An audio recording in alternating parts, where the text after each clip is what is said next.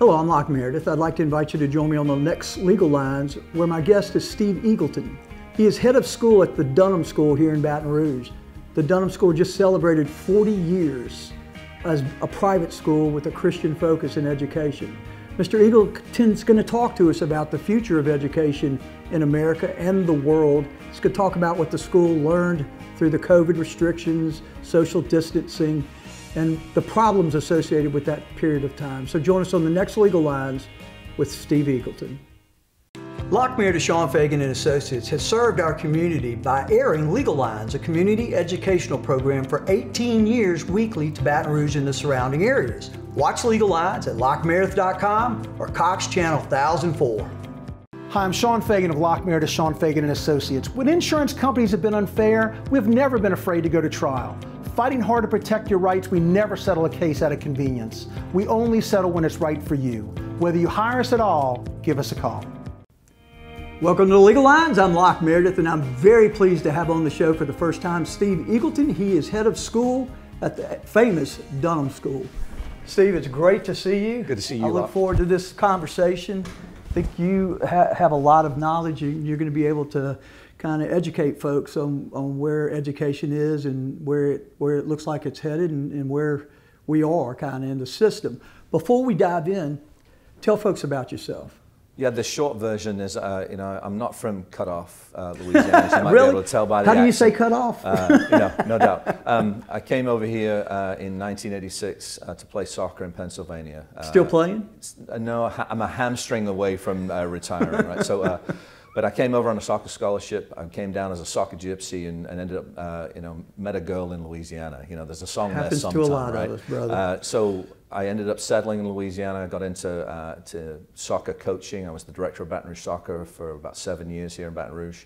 Got into Young Life Ministry, and from that ran into the Dunham School. My wife was actually a teacher there. It was her first teaching job, and I had eyes for this young lady, and I realized whatever it takes. Whatever it takes. But I found the jewel of the Dunham School, and it was an amazing place back then. And this is 23 years ago, and I've been fortunate to come through the ranks of being a teacher, a coach, and a dean of students, an assistant principal, principal of the high school, headmaster over internal operations, and now head of school for the last 8 years. And I would say, was exposed or trained in some ways by an excellent Jim Adair, who was previous headmaster or head of school, if that existed back then. Yeah, it did, absolutely. And Jim was from Stony Brook, and came in and had a wealth of knowledge about independent schools, about independent Christian schooling. I learned a lot from him. I learned a lot from Bobby Welsh in his tenure. I learned a lot from Melanie Ezel coming through. Yep. So everybody took the time to mentor me and teach me both sides of the school business, both the academic and the business side of school. So it's been a great opportunity for me to spend my career in one school and learn from other heads of school along the way. And the beauty too, and the reason I'm so excited about having you on is just because you really have worn a lot of hats in this progression of being in charge of the whole thing. And it's taken Dunham from a place that was a few T buildings, and it's now one of, in my view, the most impressive private schools, and it's Christian oriented. Absolutely. I think the authenticity within our Christian mission is something that people feel when they walk onto our campus. They'll say there's a difference here. There's a spirit here. Is everybody so happy? Is everybody really so nice? And the answer is no. Well, the answer is we're a flawed school like everyone else, right? There's no perfect school. But the thing that exists at Dunham, which I'm so proud of, is that we absolutely have a culture of constant improvement. And then we look to serve, just as the Bible tells us. We look to serve others in an authentic way. And there's a lot of folks who serve, volunteers, and all the way down to the teacher or someone cleaning up the classrooms. I mean, it is remarkable. The community that's around the Dunham School, I think, has now become one of the strengths. I think when people come into to Baton Rouge, if you talk about what are the best schools in the state and the best schools in the city to attend, Dunham's absolutely part of that conversation, and oftentimes number one. So, from my point of view, I'm proud to be associated with it. We celebrated our 40th anniversary last year. So 40 years of the Dunham School. We've come a long way to be in that conversation with some schools that have been around 100 years or so. Let's shift gears a little bit. So, we've gone through this COVID for the last 3 years. Hopefully it's winding down and never rears its ugly head again in the way that it did previously. But the educational community went through all kinds of hell dealing with that and trying to continue the mission of pouring into the kids and educating them. Tell me how Dunham did it and what Dunham learned from it. I think there was no blueprint, right, to handle a pandemic and how do you educate children. Thankfully, we're an Apple Distinguished School, have been for the last 12 years. Our students from 5th grade onwards all take laptops home. And so the only thing we need to do is put a laptop or an iPad in the hands of our lower school students, and we did that on the Monday after schools closed down. So this went to virtual learning, really. So we flipped the switch, and we've had E-days before, and we've had you know, times that we would use. E-days are emergencies? E-days are electronic learning days for emergency days. Exactly that, right? So we've had days where we would we'd have 6 or 7 hours of instruction that would be either recorded or put together from the teaching staff, and then blended that together when we went into virtual learning on Zoom. So how did that go? Because everything I've heard is it was a disaster. Maybe it worked for a few, but the kids didn't have the discipline or the environment that supported that kind of learning. So I heard from many around the community that Dunham got an A+ in the way that we handled the pandemic. We were quick, we were trained, we did what we needed to do with teaching staff. Our teachers did an absolute job of work. Our administrators did an absolute job of work. The small class sizes and the small ratios enabled us to care for families, enabled us to care for kids at that level. All the way through from our lower school to the senior that was graduating that year, we served them as best we can. Well, I think we were one of the only schools in town that had a face-to-face graduation. We spread people out. We made it work. And so we looked at this as a challenge. We need to be face-to-face. That's part of the benefit of our education. We're small class sizes, 15 or less in a class. And so that personal interaction is something that we didn't want to lose. And so our teaching staff were Zoom professionals or Google Meet professionals. They did what they needed to do. The kids that weren't quite learning, in a way that they needed to, we would be on the phone with them, we would contact them, we would reach out to them. And so we were hands-on in a way that you could tell the difference between a Dunham student and other students around the neighborhood. The Dunham student went to school from 8 o'clock through till 2 o'clock in the afternoon, and they had a break and would get out in the fresh air. Everybody was on their porches, if you remember, doing that thing. We would be in school, and in other non-synchronous learning, i.e. you're not in a schedule every day in particular classes, kids were kind of left to their own devices, and parents didn't know how to do work from home, never mind manage a student or 3 students from different grade levels in their home. So a template for success in those type of scenarios, and potentially virtual learning, as that seems to be the way we're going. Tell me what were the negative impacts that you've seen on the students? Because I know I've read, and actually, perceive in some that I know. Well, it's heartbreaking, and I'd love to say that none of our students were impacted, but I know they were.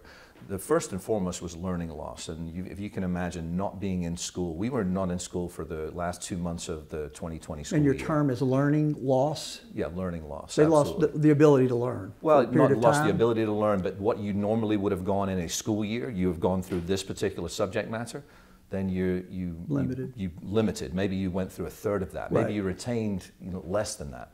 And so the retention rates, the learning loss that we've seen in other school systems has been terrible for academia in general.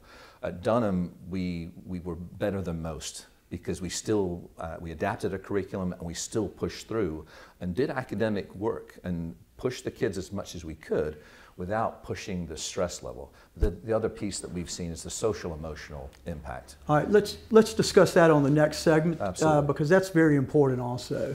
So this is Locke Meredith with Legal Lines, my very special guest, Steve Eagleton. He is the headmaster of Dunham School. We'll be right back. Hi, I'm Mitchell Meredith. Injuries happen when you least expect them to, making your life more complicated. At Locke Meredith, Sean Fagan & Associates, we know this and we strive to help each of our clients during these times. Whether you hire us at all, give us a call at 272-5555. Locke Meredith, Sean Fagan & Associates has won for our clients over $175 million over the decades, but our greatest success is our clients who have chosen and trusted us to help them. Whether you hire us at all, give us a call. You've got nothing to lose. I'm Lawyer Locke Meredith. Trust is important when hiring an injury law firm. At Locke Meredith, Schoenfegen Associates, thousands have trusted us and gotten the results they deserved. Visit us at LockeMeredith.com. Whether you hire us at all, give us a call, 272-5555. Welcome back to Legal Lines. I'm Locke Meredith. I'm very pleased to have on the show for the first time Steve Eagleton. He is the head of school for the Dunham School here in Baton Rouge. Steve, thank you, and let's dive back in. No doubt. So, you were talking about kind of the loss of learning that occurred because of COVID and all the restrictions and everything, and having to adapt, doing as good as Dunham could. But there were also consequences from a social and I guess just processing and all psychological. Yeah, I think anytime you take a child, no matter whether they're 3 years old up to 18 years old, the social emotional component of being around their peers every day, of interacting with adults that care about them, a big deal. And parents entrust their kids to us, and get them back and say, hey, okay, they had a progressed day, they had an academic day, they were cared for, they were fed. If they had a bad day, we knew about it, we might have emailed home. All of those things are present when you're face-to-face as a school. When kids are on Zoom, you don't know what their academic environment's like, you don't know what they're dealing with face-to-face, you don't know what mom and dad are dealing with work and having to travel or having to be. So there was a lot of unintended consequences of keeping kids out of school. We made the commitment to come back to school in the 2021 school year face-to-face, and we made it work. We had every student back.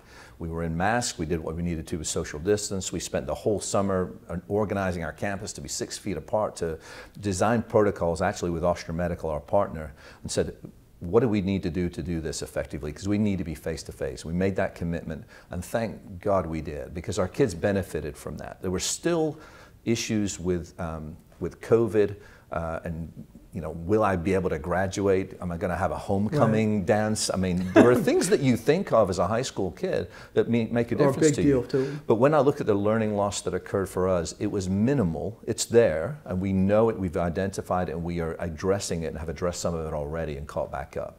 Across the country, that's not the case. And when you were gone from school for a year and learning through Zoom for a year, I think everybody saw that the quality of education suffered significantly. And we had to make both a fiscal commitment to train teaching staff, and we were able to do that, but we also made sure that kids who didn't have internet had a hotspot. We worked with state agencies to make sure that happened. Figured out how to accommodate. Yeah, I mean, not everybody has the benefit of Dunham education. We want to make sure that that was available at the highest level for everybody, regardless of your socioeconomics within the school. Because everybody would say, hey, well, Dunham's an expensive school. Yeah, it's an expensive school, but we provide huge amount of scholarship for students who can access the Dunham education. We want more students to have the quality education that we can provide. So it was a real, I can't thank the teachers enough and the administration enough, and quite There's frankly, some great folks up there. Yeah, partnering with Ochsner, and they were dealing with taking care of the children of their doctors and their staff at the time when the pandemic hit. If you can imagine, so we went to see their facilities and studied that, design protocols. We ended up being a poster child for how you handle COVID face-to-face. We designed our own protocols, we communicated them well, then we were very successful in having a very, very small COVID infection rate throughout the school. It was less than 1% COVID infection throughout our whole school community. That's 1,000 people coming to school every day. So let's talk about how can the Dunham way, so to speak, the methodology, the resources, all of that, how can we create that for the children who are not in Dunham school, that are elsewhere, particularly public education? Is there a way to change the differences between the private school and a public school? I think public school teachers, I pray for them. If you can imagine having 25 to 35 students in a classroom sometimes. Versus 15 at Versus 15 at Dunham. The teacher has to manage the room and has to make sure that they can't defer to the student as much as we can, because we can manage the room a little bit better. So it's an uphill battle at the best of times. I honestly think we've got to look at a complete overhaul of educational practices to support teaching staff, and there are some fantastic teachers in the public school system that love kids and want to make sure that they learn. The frustration for many of them is that they have too many kids in the class, they're overcrowded, they can't get to the curriculum. There's a teach to the test mentality in some districts, not in all. And so the minimum requirements, I mean, I think the last study that I looked at, the ACT score average has gone from 21 pre-COVID to 19 post-COVID. I knew you were going to say down. And I look at that and go, you know, we were making progress. 21's not not fantastic. Our average is 25.5. That's everyone. Our upper level students, the top 20%, is 32. And 33 is the max, isn't it? 36. 36. Yeah. So, Good you know, gosh. Kids can go anywhere in the country, they're going to get scholarship And they dollars. have, right? They have. But we also have systems for students to learn differently or who struggle. They can get an individual course and support. What I know from personal experience, and then what you're communicating is still the truth, is that the system that Dunham has and the tools that it has to educate children, because everybody goes to college. Nobody doesn't get into college, right? 100%. Right.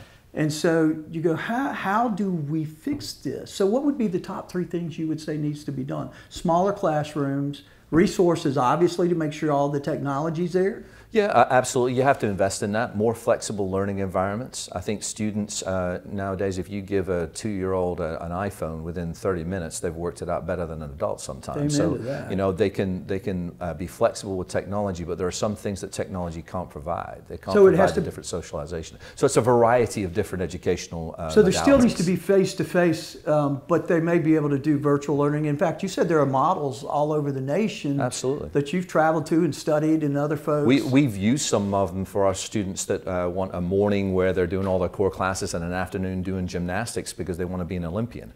Well, that's a great dream to have, but the window is between 7 years old and 15 years old. So at some point in time, if you need a flexible learning environment, we can provide that through technology. I just think... You also said there's a pure virtual school, right? Yeah, Florida Virtual School was one of the first that everybody said, okay, we'll see if this is a successful model.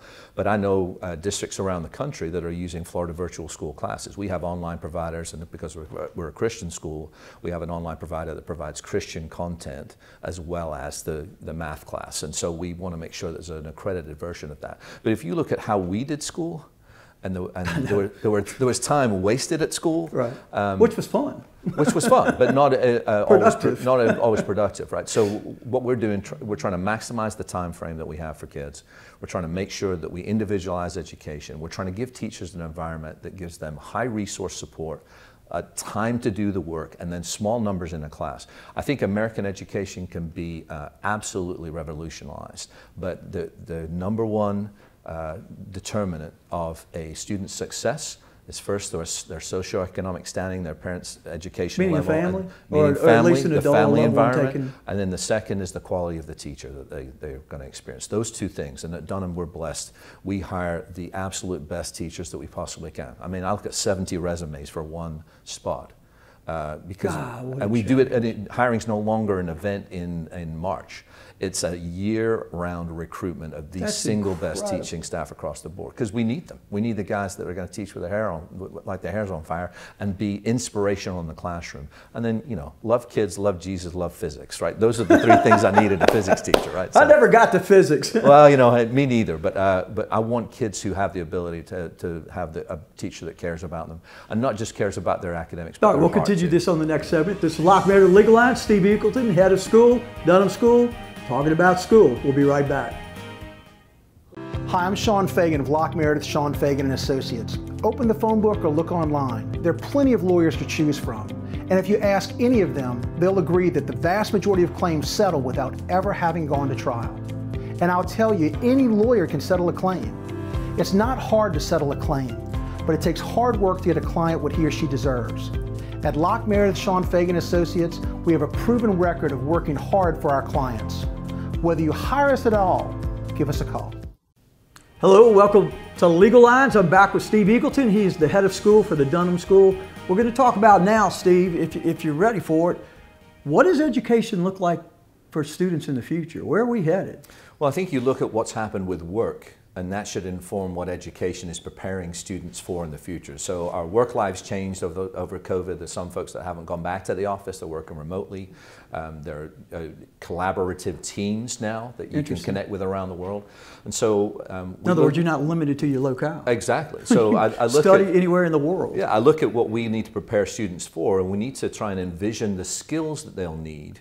And some skills that they will always need. I mean, communication skills are always something that students will need. Hopefully our students are going to be the best college interview, the best job interview that anybody's had that day. They're going to be impressive because they've learned how to communicate with one another. So the Harkness methodology in the high school, which is the culmination of grammar in the lower school, logic in the middle school, how to reason, how to think, and then rhetoric around the Harkness system. Explain that, what that looks like in real world. So 15 students around a classroom table where the students have read and prepared something. They're coming to the table, asking questions of one another, looking at one another, much like a boardroom table.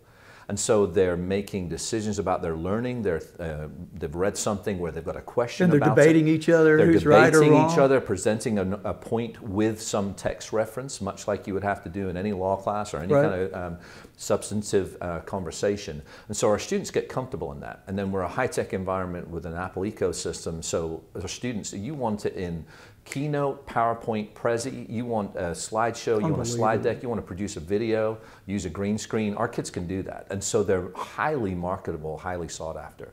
When I look at the future-ready skills that they'll need, collaboration, communication, making sure that they can adapt to technology, critical thinking skills, ability to look at things like coding, AI, and you may not have the credentials or the wherewithal to understand AI, but you better go ahead and understand how it works in your work environment, how to change the logistics, because it's here. If you have a job. Absolutely. Robots are coming. So leading the future is really what I look at. The students at the Dunham School hopefully will lead the future, because if we let the machines take over, we're in a world of hurt. From my personal vantage point, our students are going to be valuable members of their own societies and communities. They're going to lead. They're not going to wait for somebody else to tell them what they need to do to chart their own path. They can think, they can reason, and they can articulate. And hopefully, this is where I would love for us to end up. Hopefully, there'll be civil discourse in America. We'll get back to that. That's my next question, because where are we right now? I got to tell you, I'm disheartened to see so much division in the world, and then right down into your neighborhood or your schools. Well, we've become a culture of short attention spans and sound bites, and we're going to use the sound bite and not contextually. We're going to parse it and make it our reasonable argument for why we disagree and this guy's an idiot. And at some point in time, when I look at our students, I want them to appreciate other cultures, other ideas. I want them to think and reason and dialogue. I want them to assess for themselves their own faith journey and how they think about the world, how they perceive the world, and hopefully they'll make the world a better place. Is Dunham still having student exchanges from around the world? We do. We have international students that come in. Obviously with COVID, a lot of that curtailed. We're reinvigorating an international student program for us, but we want students to travel to other cultures too, to see other opportunities. Very important.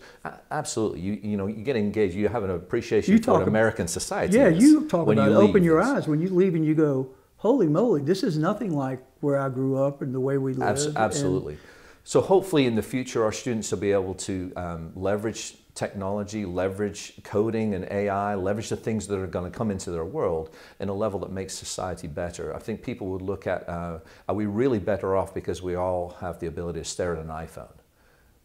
I would argue that, you know, a correct use of technology is what our students need, and we're not. The operative word, correct. Correct, right. So we're not staring at a screen all day long at the Dunham School. Because that's what most folks are doing now, no doubt. Seems like. We still annotate books, we still read in the lower school and have that tactile experience. We believe and value that. And then it's really hard to have a conversation with somebody that's of substance if you're not looking them in the eye. Exactly. So at some point, let's make 90% of communication is what? Nonverbal. So I look at it and go, our kids have to have those skills, and hopefully they'll be able to have something fantastic to say. They'll have done the analytics on when the company's investing in a certain region to say, well, have you considered this other region because the demographics are better here, or the upside for the company's better here. They have to be the stewards of their own future of tomorrow. And I hope we get back to a civil discourse where I can appreciate someone else's vantage point, viewpoint, and it's not all red or blue, or, you know, my politics need to be kept out of the conversation. Let's do some great things for the state of Louisiana and keeping some of the talent here. Amen. You know, this is my life here. I'm an American citizen. I'm no longer, you know, I might support England in a World Cup every once in a while. But, you know, I came here because it's a land of opportunity. That didn't go real well this time, did it?